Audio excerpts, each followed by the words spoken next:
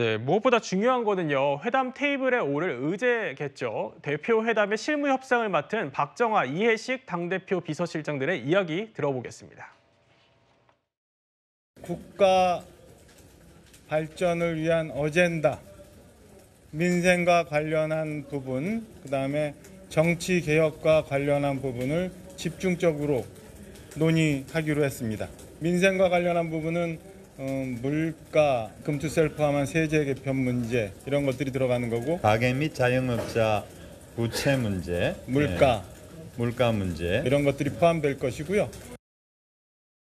네, 이현정 의원님 들어보면 금투세 문제 또 뭐 25만 원 지원법 등 여러 가지 의제들이 테이블에 오를 것으로 보이는데 이게 해석을 해보면 금투세 같은 경우는 국민의힘에서 제안한 것으로 보이고 또 전국민 25만 원 지원법은 뭐 민주당에서 제안한 의제다 이렇게 해석을 해도 될까요? 그렇죠. 뭐 양측 간에 좀 핵심적으로 추진하고자 하는 방향이 좀 다른 것 같습니다. 예. 근데 사실은 이번 회담은 솔직히 이제 한동훈 대표에 꽤 어려운 회담이에요. 왜냐하면 이제 이재명 대표는 본인이 당에 지금 뭐 171석을 갖고 있는 당에 사실상 정권을 휘두르는 대표 아니겠습니까? 네. 그렇기 때문에 본인이 예를 들어서 지금 진성준 정책위원장이나 금투세 이 문제에 대해서 반대한다 하더라도 본인이 일단 추진해 갈 경우에 그런 어떤 뭐 동력을 충분히 얻을 수가 있지 않습니까?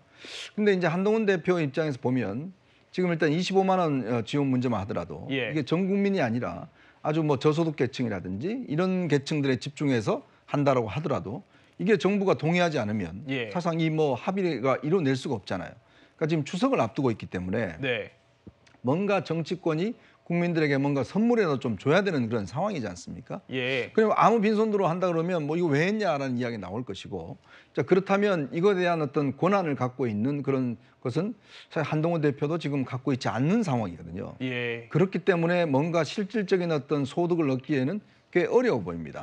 금투세 문제도 지금 뭐 일단 야당에서 바로 받기는 아마 힘들 거예요.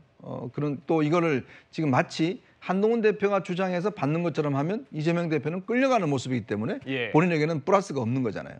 그런 어떤 이 계산서가 나올 겁니다. 그런 측면에서 아마 이번 회담은 제가 아까 말씀드렸듯이 일단 만남 그 이상의 어떤 이 실적인 성과 이걸 내오기는 사실상 어렵고, 이게 한동훈 대표가 뭔가 대통령실과 협의를 해서 뭔가 어떤 카드를 들고 간다면 모르겠지만 그렇지 않고서는 아마 이 회담에서 이재명 대표와의 어떤 성과를 내기에는 꽤 어려운 구조가 돼 있다 이렇게 말씀드리겠습니다. 한동훈 대표 입장에서는 꽤 어려운 회담이 될 거다 이런 평가를 주신 건데, 무엇보다 한동훈 대표가 띄운 제3자 특검법에 대해서 민주당이요 사실상 수용하는 모양새를 취하고 있죠. 그래서 최상병 특검법과 관련해서 이게 어느 정도로 합의안이 도출될지 이게 관전 포인트 중 하나가 될 것 같은데, 김수인 평론가님은 어떻게 보십니까? 네, 합의안 도출은 어려워 보입니다. 왜냐하면 일단 국민의힘 입장에서는 제3자 추천 특검이라는 것이 당론으로 확정이 안 된 그런 상태에 있는 것이고, 그리고 한동훈 대표가 제3자 추천 특검 외에 다른 조건이라든지 이런 것들을 제시를 하는, 예를 들면 얼마 전에 얘기했던 제보공작 의혹도 넣자 이런 것도 얘기를 할 수도 있겠지만 사실 그걸 얘기하기 위해서는 제3자 추천 특검에 대해서 먼저 답을 줘야지 추가적인 조건도 같이 얘기할 수 있는 그런 환경이거든요. 그런 것들을 봤을 때는 국민의힘 입장에서도 이렇게 좀 뭐랄까 한 가지라도 합의해 줄 수 있는 그런 상황은 아닌 것 같고, 민주당 입장에서는 사실 제3자 추천 특검까지는 이재명 대표도 그렇고 당 지도부에서 이걸 열어두고 있기 때문에 충분히 논의를 할 수 있겠지만 뭐 그 외에 추가적인 조건을 만약에 국민의힘이 제시를 한다고 해도 그 부분은 사실 앞으로 민주당에서도 논의가 필요한 부분이 될 거거든요. 그렇다면 각 당에서의 어떤 논의 수준이라든지 또 이런 것들을 감안했을 때는 뭐 뚜렷하게 어떤 것을 어떻게 하겠다 이렇게 합의를 하기는 어려울 거다. 다만 그렇다고 해서 최혜병 특검법에 대해서 아무런 어떤 결론이 도출이 안 된다면 그 또한 이제 굉장히 큰 부담으로 안게 될 겁니다. 그래서 아마도 어떤 안을 특정해가지고 이렇게 하겠다라고 합의는 안 나오겠지만 추후에 계속해서 이 문제는 논의하겠다 정도, 이 정도의 선언은 나오지 않을까 그렇게 전망을 해봅니다. 네, 저희가 앞서 그래픽으로 준비를 해드렸지만 지구당 부활 얘기가 나올 것으로 보이고요.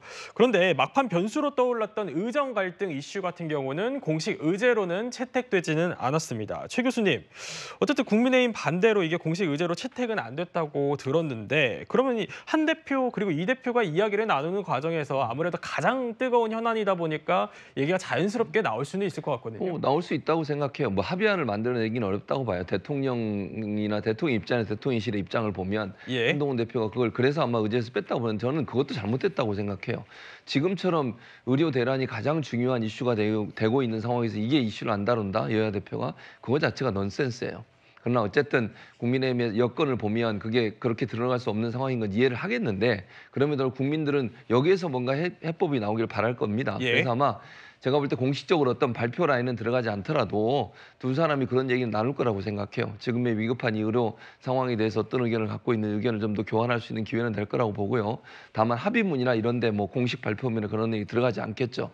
그래서 저는 여야 대표가 머리를 맞대고 이 문제도 고민을 좀 해서 해결 방안을 정부를 좀 압박해야 한다고 생각해요. 국회는 한 목소리를 낼 수 있잖아요. 정부는 다른 생각을 갖고 있어도. 그런 점에서 온다고 하면 문제 해결의 키를 좀 입법부가 쥐고서 활동할 수 있는 그런 여건이 마련됐으면 좋겠습니다. 네, 내일 11년 만에 열리는 여야 대표회담 추석을 앞두고 실질적인 결과물을 도출할 수 있을지 관심이 모아집니다. 저희는 의제와 또 그리고 관전 포인트 짚어봤고요. 다음 주제로 넘어가 보겠습니다.